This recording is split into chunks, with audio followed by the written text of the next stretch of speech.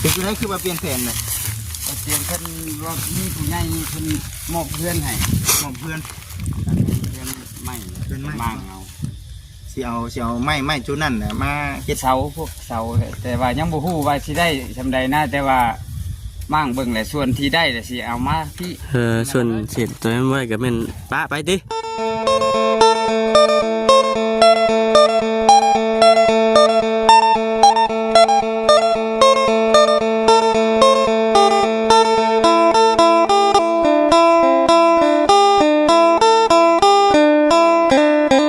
พี่น้องเนาะทักทายสบายดีเด้อพี่น้องเด้อเนาะถ้ากินนั่นแหละคันว่ามีมาปานนั้นเลยมาสบายดีบ่ครับสบายดีเด้อเบิ่งโอ้บ่เจ็บเป็นกับบ่เอาไม้กระชากมาเนาะบ่เอาไม้กระชากมาก็คือสิมีได้กินก่อนสิว่าเป็นได้ไรฮักมาแบบนี้แหละสบายดีเด้อหัวหน้าเด้อสบายดีหัวหน้าเด้หมู่เด้อพี่น้องหมู่คู่เนาะคนมาเพิ่นตั้งชื่อใหม่ให้เลยชื่ออะไรอ่ะชื่ออะไรชื่อยังไงบ่คนอื่นแบบนี้แหละมาหัวหน้าก็มีอยู่ปันถุงนึงจ้างถุงด้วยเอาน้ำแข็งอีกโอเคใจมาพี่ก่อนแบบนี้ก็ได้เรื่องไหนพูดแล้วโฮมพูดแล้วเมื่อไรก็ว่าเก็บเครื่องสิเมื่อแล้วทันว่าไม่ได้เป็นอะไรคือว่าเปลี่ยนแผนเลยเปลี่ยนเพิ่นว่ามีผู้ใหญ่เพิ่นมอบเพื่อนให้มอบเพื่อนไม่เพื่อนมางเอาสิเอาไม้จุดนั่นน่ะมาเฮ็ดเสาพวกเสาแต่ว่ายังบ่ฮู้ว่าสิได้ซำใดนะแต่ว่ามั่งเบิ่งแหละส่วนที่ได้แต่สิเอามาพี่ส่วนเศษตัวนั้นไว้ก็แม่นปะไปติว่าอยากให้มันใหญ่กว่านี้อ๋อพวกใหญ่กว่านี้ใหญ่เพิ่นเอามาให้ตะกี้น่ะในคุ้มขึ้นน่ะอันนี้เป็นยังตะกี้ก็เตรียมเพิ่นว่าหามาเฮ็ดให้ได้อยู่ก่อนส่วนเด็ดส่วนหยังก่อนเนาะมาแหละตูบสิบ่อยู่ถ้าลมมานะเฮ็ดชุดนี้ให้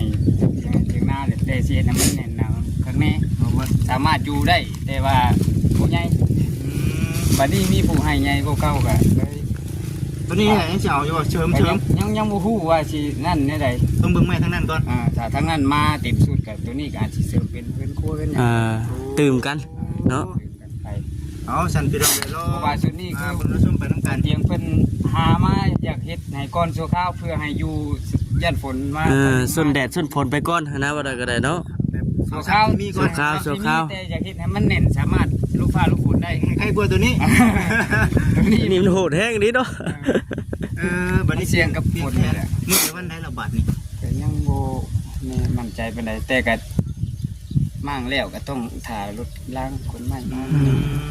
มีแต่รอฟังจากทางไอ้เตียงเพิ่นว่าเขี่ยมาเห็นเนาะมากับไม่บ่พอกันน่าสิแม่นซื้อแถวนี้ใช่แต่ว่ามันเกิดใหญ่กว่านี้เพิ่นน่ะตะกี้ว่ามื้อนี้ว่าสิเฮ็ดหยังมื้อนี้สิตั้งเสาขึ้นนี่แหละเตรียมกำลังเตรียมเลยว่าเพิ่นว่าสิถ่าเบิ่งเพิ่นก่อนเอาสาพี่น้องเลยเนาะมีแต่จังได๋ก็ตามแต่ตามเพิ่นว่าเนี่ยมาเนี่ยนี่แต่ยังบ่ฮู้ว่าสิเป็นแบบใดเพิ่นเปลี่ยนแผนกับเปลี่ยนแผนอยากให้ได้ให้มีกูนี่เด้ใหญ่กว่าแน่นหนากว่าเพราะว่าเป็นมันคงแน่เนาะหลายคนอยากช่วยเหลือเด้อเกือบมาบ่ทันเนาะเกือบมาบ่ทันมาทันก็ได้โอเคขอบใจหลายๆขอบใจหมู่คู่พี่น้องเอ้ยเฮียนนำกันนี่แหละเนาะเป็นช่างโอเคเมื่อเลยบ่ทั้งป้าเมื่อยแล้วเนาะตอนนอนเนี่ยต้องได้เด้อสบายดีเหนื่อยสบายดีมาหลบคำมันได้ชื่อเป๊ปซี่มากับน้ำก้อนแล้วอากาศมันร้อนให้ป้าไหวบ่คำบ่ไหวกับพักผ่อนก็ได้มาบริบายอย่างดอกเขาหูอยู่ว่าชูเจ้าเฮ็ดเบี้ยงนักดีๆเอาเบิ่งกันแล้วบุเป็นยังป้าบุเป็นยังเนาะมืดได้บ่เอาแหะมือหนามผิดเพราะว่าหนึ่งมาน่ะทั้งที่กับทั้งอ้ายกับป้าเนาะพากันเฮ็ดเบี้ยงบุญบ่ย้อนไปหนึ่งด้วยพากันเฮ็ดเบี้ยงบุญบ่ย้อนพี่น้องเนาะแต่เช้าต้นค่ำเหมือนเนาะคนเฮามันบ่ตีกันหนึ่งมาทั้งที่ห้องเฮ็ดดีๆก็เมื่อยได้เนาะแม่นบ่เลยจะสู้แม่น แต่ว่าใจเฮามันดีใจอยู่แล้วพี่น้องเนาะ ดีใจจนนอนบ่หลับ คืนนี้เด้คืนนี้นอนบ่หลับบ่คืน นี่เด้ นอนหลับ เออ พอดีเที่ยงคืนแล้วก็หูเมื่อขึ้นมาแล้วก็นอนบ่หลับ อ่า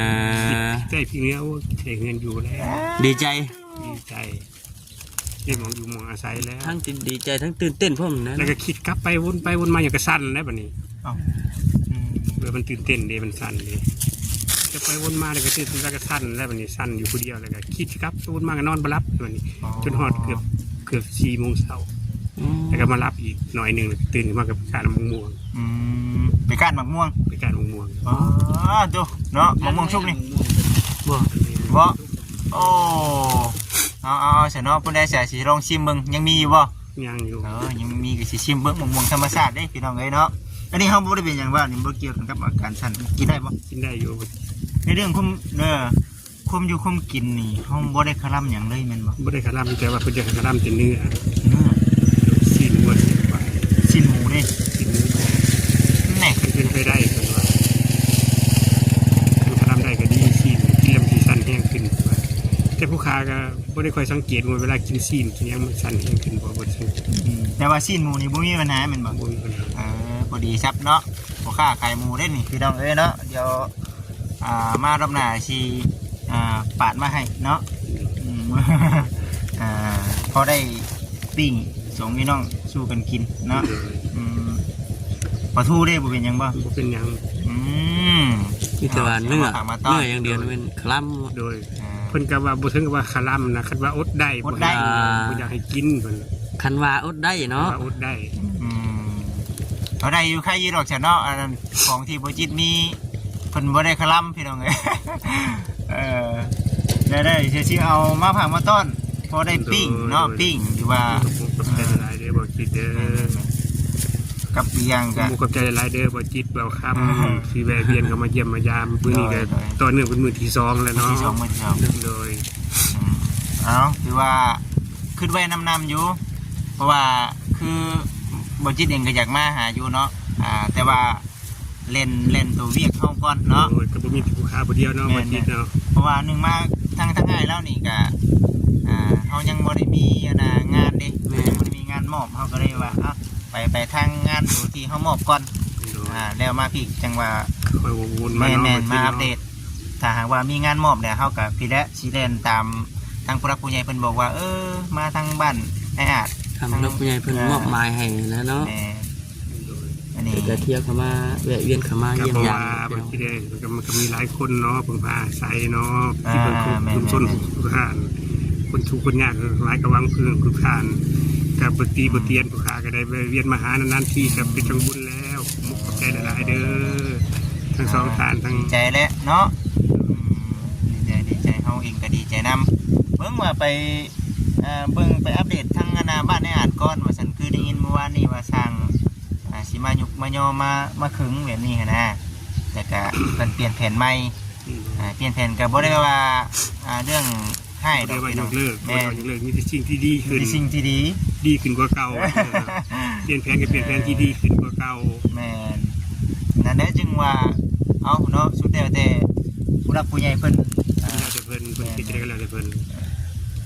เพิ่นอยากให้เฮาได้เพิ่นอยากให้เฮามีเด้ตัวนี้นะพี่น้องเอ้ยเนาะ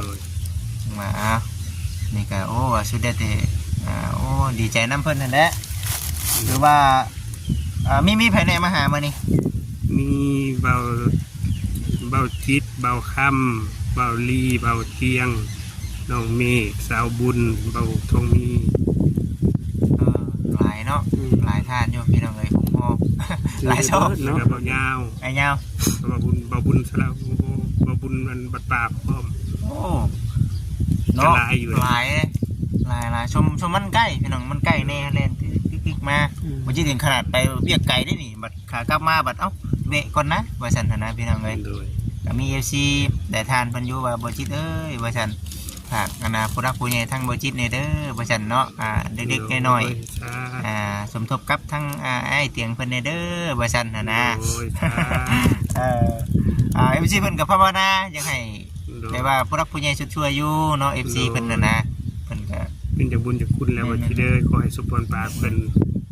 จากสุดจากสวยจากซ่าถึงยอมือสุด ถือว่าเป็นบุญเนาะ นาะของทั้งอันน่ะป้ากับทั้งอ้าย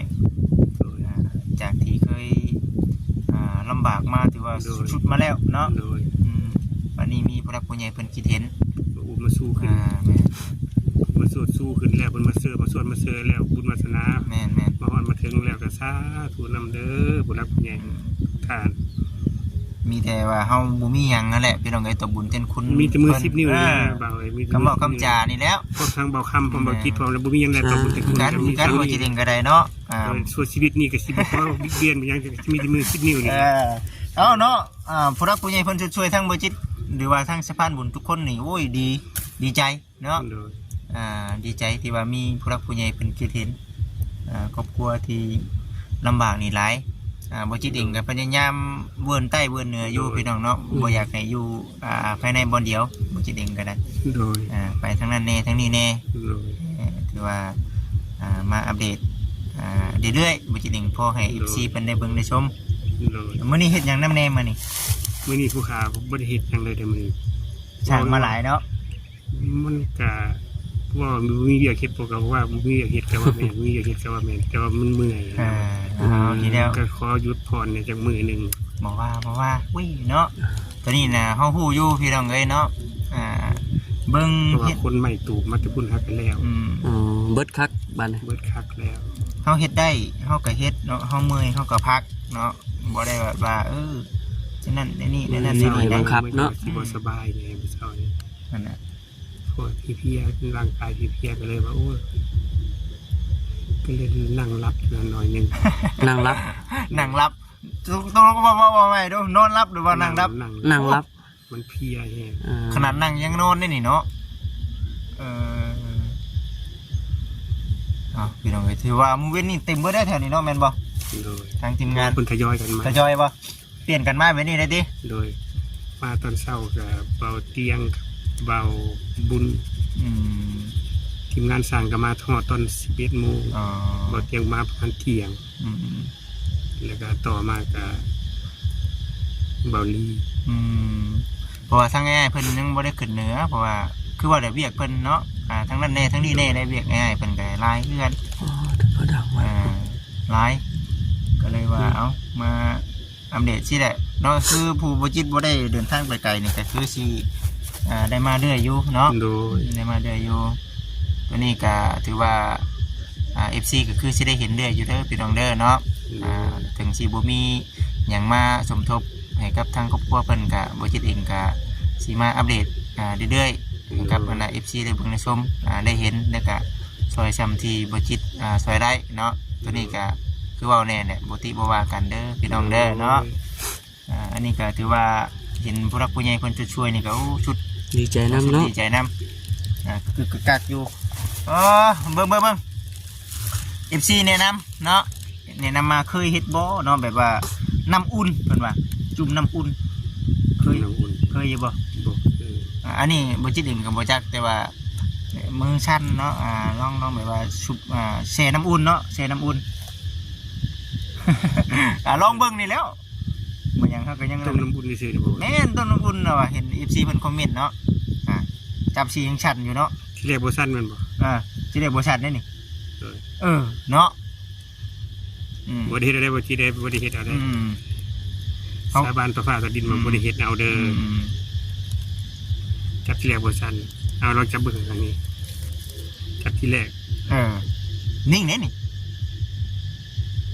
เฮ็ดปุ๊บปั๊บน่ะได้เนาะแม่นบ่ น่าอยู่แต่บ่ไหวนะเนาะอะไรกันเนาะ สั้นค่อยลงหลายแล้วบ่ที่ได้กินยานี่ ยังหลายบ่ยา ยังอยู่กับปุกหนึง หันเริ่มชัดได้นี่เนาะโอ้ย มันคล้ายๆแบบว่ามันมือกับแบบว่าสินเฮามันล่าบ่ บ่ขออนุญาตมันก็บ่ได้เก่งบ่มันบ่ได้เก่งหยังบ่แถวนี้ บ่ได้เก่ง บ่ได้เก่งเนาะ สินมันตึงอยู่นี่ ตึงบ่มันตึงบ่สิเด้ เส้นเส้นมันตึงอยู่เนาะ หนึ่งคือการงานเฮานี่เนี่ยมันลำบากเนาะเฮาเฮ็ด เราเพียงนักมือแรงงานสั่นสั่นนอนกับสั่นจนเขานอนหลับไปเลย เอาว่าขออนุญาตนำเวลาเฮา ตักน้ำใส่จอบอย่างที่เลย ก็เฝ้ากินเฝ้าเห็ด บ่มันชันบ่ ชั้น สันกันเขาจับจึงวันถึงอย่างสัน อ น้องเฝ้าเห็ดแล้วเฝ้ากินรถแล้วไป กับเผาเฮ็ดเผากินน่ะได้เนาะเอามาคำคุยกับทางไงรักษาเบิ่งเอากระติกมาไว้ก่อนจังว่าน้ำเก็บมันเปื่อยว่า เนาะนี่แหละพี่น้องเลย เวลานอนรับมันบ่สั้นบ่คำเลย เป็นเวลานอนนี่บ่ทัน โดยการรับไปเลยได้กันว่าเขาบ่รับคือสั้นเมื่อคืนนี่คือผู้ขาเล่าให้ฟังกันเลยว่านอนตั้งแต่หัวแรงกันเมื่อคืนนี้นอนประมาณ8 โมงไป9 โมงตื่นขึ้นมาก็ประมาณเที่ยงคืน นอนมารับเลย แล้วก็มาคิดแล้วบัดนี้คิดในมันนี่นะคิดไปถึงมากับสั้นแล้วบัดนี้เริ่มสั้นไปแล้วบัดนี้ใครเนี่ยแต่ว่าอยู่คนละตูบเพื่อนกันตูเบี้ยกันเพื่อนก็ชื่อเอิญมาทำว่าสั้นอีละบ่กันสิว่าสิ เพิ่นสินอนมารับอีกเด้อสิ โดยสั้น อันนี้ว่าขออนุญาตนำ FC เฮามันสามารถหายขาดได้บ่พี่น้องเนาะตัวนี้เนาะ เพิ่นก็ว่า50 50ผมเห็นมา50ติ บางคนก็ว่าเพิ่นยังอายุน้อยมีสิ้นหายอยู่แล้วเพิ่นก็ใช่กว่าเฮาอายุหลายแล้วเนาะ เดี๋ยวไปหาหมอใหญ่เพิ่นว่า เห็นแล้วบ่ช่องบ่จิตเห็นแล้วบ่เห็นนะ เห็นแล้ว เห็นเนาะบ่จิตบ่คำเนาะเอ้าเต็มเลยนี่เนาะได้อย่ามันเปื่อยพี่น้องเอ้ย หดกลุ่มหดตะเล่งบ่ได้บ่ กินน้ำเย็นนะบ่มีตู้เย็นก็ได้กินน้ำเย็นนะกินน้ำเย็นมันกับบริพิษก็กินเลยพี่น้องเอ้ยเนาะช่วงแรกๆว่าคิดว่าใจเด้อบ่สิเดินเย็นเด้อ น้ำใจนิดๆหน่อยๆเด้อไอ้เด้อก็บ่เป็นหยังเนาะ บ่น้อยแล้วมือมันก็หลายว่าพุ่มบ่ แต่ผู้ค้านี่แหละบ่มียังมีแต่มือ10 นิ้วนี่แหละหมดคิดเด้อ อย่างนี้เนาะก็ถือว่าผู้ใหญ่เพิ่นช่วยนี่ก็ดีใจนำเนาะใจนำเนาะถือว่า คิดว่าสิเป็นสุดนี้ก็ดีใจแล้วนี่ เนาะแต่ขนาดอันนี้ก็ยังดีใจแล้วเนาะ ถ้าเป็นสุดใหญ่กว่านี้สิเป็นจังได๋ เฮ็ดได้บ่ ยันสิอยู่ เต้นเลยแล้ว ชันเด้ยันชันเด้ ได้อยู่บ่ เต้นเลยได้บ่ยาย ยิ่งดีใจยิ่งชันมั้งในของ แม่นยิ่งตื่นเต้นยิ่งสั่น ยิ่งตื่นเต้นยิ่งชัน ยิ่งดีใจซำใดดีใจแห้งชัน โดยย่างอยู่ที่บ่ออกห้อยบ่เลย ตึกๆเลยเนาะ เนาะก็ถือว่านี่ได้เนาะมันหักเป็นไปเนาะพี่น้องเอ้ยลูกญาติเฮาอันยานี่คือเป็นพระผู้ใหญ่เพิ่นฝากมาหรือว่าเฮาไปเอาอยู่บ้านเฮาเอง ผู้ใหญ่ใจดีทางบาวลีเพิ่นฝากมา อยู่ไสก็อยู่ไทยบ่ เพิ่นฝากมาตั้งแต่ไทยบ่เคยไปเอาบริการ ต่างประเทศเพิ่นเนาะ แต่ว่ายาเป็นยาของสหรัฐ โอ้ แต่ต่างประเทศยานำเข้าย านำเข้าบ้านเฮานี่ยังเนาะ ก็บ่ฮู้เนาะ บ้านเฮานี่แต่เพิ่นเว้าให้ฟังเพิ่นว่ายา สมมุติว่าถ้าเบิดเด้ เพิ่นบอกว่าให้โทรไปหาเพิ่น โอ้ เรื่อย อ๋อ แสดงว่ามันทึกเนาะใครนี่เฮากินแล้วเนาะ โดย จะให้เศร้าเลยคือเฮาเนี่ย เพิ่นก็ติดตามอาการอยู่ตลอดติดตามคลิปนี่แหละเพิ่นว่าเบิ่งตามคลิป แต่ว่าคำว่าคำจาเฮานี่ปกติได้บ่ได้เปลี่ยนแปลงหยังบ่แบบว่าตั้งแต่เฮาเริ่มเป็นเลยมันบ่ได้เป็นหยังนั่นแหละ เว้า จางเฮานี่ ซ่าลง บ่ซาบ่ซาได้เนาะเวลาช่วงมันเป็นแน่ เฮ็ดยังก็ซ่ามื้อ แบบเฮาย่างคือจากที่เฮาเห็นเจ้าย่างก็ย่างขี้ลงขี้แม่นบ่ ยังทีบ่ เป็นหยังต้องเฮ็ดไว้นี่เฮา มัน ย่าง เป็นของมันเอง แม่นบ่ เป็นของมันเองมันแกงแขนบ่ออก โอเคเวลาเฮาย่างเก่งเขียนหมอกเนาะ โดย เห็นรถย่างคิดได้พี่น้องย่างไปสิได้คือเป็นกินนี่ ยางตกเตะขา สิได้รถย่างนะมันเป็นอีกมันเนาะตัวนั้นเนาะ โดยเป็นอย่างเพราะว่ามันเป็นเกี่ยวกับเชื้อประสาท เกี่ยวกับเซนเนาะ โดยตามเพิ่นเว้ามาเพิ่นเว้ามา เป็นมาจะได้ก็3-4 ปีบ่ เข้า4 ปี 4 ปีเป็นมา4 ปีพี่น้องเลยเนาะบ่ภายใน4 ปีนี่คิดยังบ่ได้เลย แต่ว่ามันบ่ได้เป็นแห้งกว่าแบบนี้เลยทีเดียวเด้ มันค่อยๆเป็นคือผู้หาเราให้ฟังแล้วมันกระดิกกระดิ่งขี้นี่กระดิกกระดิกกระดิก เริ่มล่ามขึ้นเนาะ ล่ามขึ้นทุกนิ้วแล้วมันล่ามขึ้นแขนมัน ปีนี้ซ้ำนี่ติ ปีนี้ซ้ำนี่ปีหน้าก็นักไปเรื่อย แข้งขาแล้วบ่ประช่างเลยเนาะนี่เป็นเนี่ยได้บ่ครับเนาะเอาซะคือว่าได้ MC ผู้รักผู้ใหญ่ผู้คนเพิ่นติดตามเบิ่งได้ผู้ใดเพิ่นมาถ่ายมาเนี่ยเพิ่นก็เบิ่งเนาะในนี่เด้อคือว่ารอฟังไปเนาะบ่ว่าพี่น้อง FC ผู้จิตปิงก็คือว่าเนี่ยเนาะมีเข้ามาเบิ่งมาชมมาอัปเดตกับพี่กับน้องเบิ่งเนาะเห็นทีมงานมาก็ดีใจเนาะจิตเองก็เป็นอีกช่องหนึ่งที่ว่าเห็นครอบครัวทั้งไงเพิ่นได้รับความช่วยเหลือกันนี่ก็ดีใจเนาะดีใจนำในสมเพราะว่ามันสมกับผู้รักผู้ใหญ่คนช่วยลำบากอีดีเนาะธรรมดาเรื่องนั้นบืนมาได้เพื่อสีหอดเมื่อนี้มันโมเมนต์ง่ายเนาะกันบ่มีผู้ใหญ่ใจดีสู้ไว้กันนี่ว่าจะเป็นทั้ง2 บ่จิต2 บ่แสน2ทั้งหลายทั้งสายบุญคือทานจะขอบคุณนำหลายๆเด้อทั้งทุกท่านที่มาสู้ให้คนทุกคนยากจากที่ว่าคนติดลบก็เริ่มมีเลขขึ้นมาแล้วมีเลขบวกได้มันบอกเริ่มมีเลขบวกขึ้นมาแล้วก็เริ่มเลย0แล้วใครอยู่เลย คันคนเว้าแบบนี้น่ะแสดงว่าจิตใจนี่บ่ได้แม่นท่อได้พี่น้องเอ้ยนี่เนาะ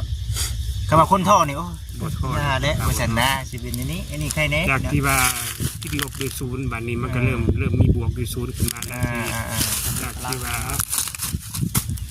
เคยตักน้ำบ่ออาบก็ได้อาบสังบาดาลก็เริ่มดีขึ้นมาแล้วจากที่คนที่บ่มีที่ดินที่ดอนก็มีที่ดินที่ดอนแล้วก็ถือว่าผู้ค้ากระท้อบ่ได้แล้วถอยบ่ได้แล้วจากคนที่บ่เคยมีผู้ใดมาถามมาไทยที่ได้จ้ะจนเบิดมื้อดิจนเบิดมื้อเป็นจังบุญจังคุณก็ขอขอบคุณขอบใจนำทุกท่านเด้อที่บ่พาบ่ทิ่มคนทุกคนยากคือผู้ค้าฝากขอบคุณขอบใจ FC ทั้งเบาคำทั้งเบาจิตทุกช่องทั้งช่องสายบุญทั้งเบาเตียงทั้งวันแห่งความนั่นแหละทุกท่านที่มาอุ้มสู้ก็ขอให้เจริญหนึ่งนาทีการงานก็จะจากโรคภัยไข้เจ็บทำมาค้าขายก็ขอให้รุ่งเรืองมีคนกำไรตลอดปีและตลอดไปสาธุเด้อเมื่อเอาพี่น้องเอ้ยบ่ยินมักแท้ๆคำอวยพรนี่พี่น้องเอ้ยเนาะเป็นยังสิว่ามักนึงคือมันออกมาจากจิตจากใจเองเนาะจิตมักไปก็คือกันนั่นแหละเนาะคือว่าแน่นะต่างคนต่างให้กำลังใจกันพี่น้องเอ้ยเนาะสิ่งที่เราเห็นในปัจจุบันนี้ก็ได้แต่ว่าพระผู้ใหญ่เพิ่นเนาะหรือว่าทั้งไอ้เตียงเพิ่นหรือว่าทั้งทีมงานไอ้เพิ่นได้กลับมาฮอดมาถึงเนี่ยก็คือว่าเอาไอ้ห่วงได้พี่น้องเนาะผู้รักผู้ใหญ่เพิ่นสุดช่วยหรือว่าทั้งย้ายบ่เตียงเพิ่นโอ้ดินล้นแห้งดีดินล้นเนาะโอ้เพิ่นอยากให้ได้ดีก็สมตอนปากเพิ่นเว้าไว้ว่าเพิ่นสิซอยผู้ค้าเพิ่นสิซอยจะเด้อไอเด้อเพิ่นว่าให้เจ้าดีว่าแบบนี้ก็เพิ่นก็มาซอยจนว่าออกทั้งเหือทั้งแห้งทั้งจิตทั้งใจทั้งเงินทั้งคำพร้อมทุกสิ่งทุกอย่างเลยเพิ่นถ้าสิตอบบุญถึงคุณจะได้ก็มีแต่มือ10 นิ้วนี่แหละขอบคุณเด้อเพิ่นเขาก็คือว่าเนี่ยตามห้อยไอ้เตียงเขาก็ได้เนาะกันบ่มีไอ้เตียงเขาก็จักจีเรียกการงานอย่างใดอันนี้เว้าความเป็นจริงเนาะอยู่บ้านเขาก็จักจีนี่อย่างเนาะบ่ครับบ่จิตก็บ่ครับก็ดีแล้วบ่เพราะว่าทั้งไอ้เตียงเราเป็นคนแม่ของการทำซุมื้อนี่กินบ่เบิดจกบ่ลง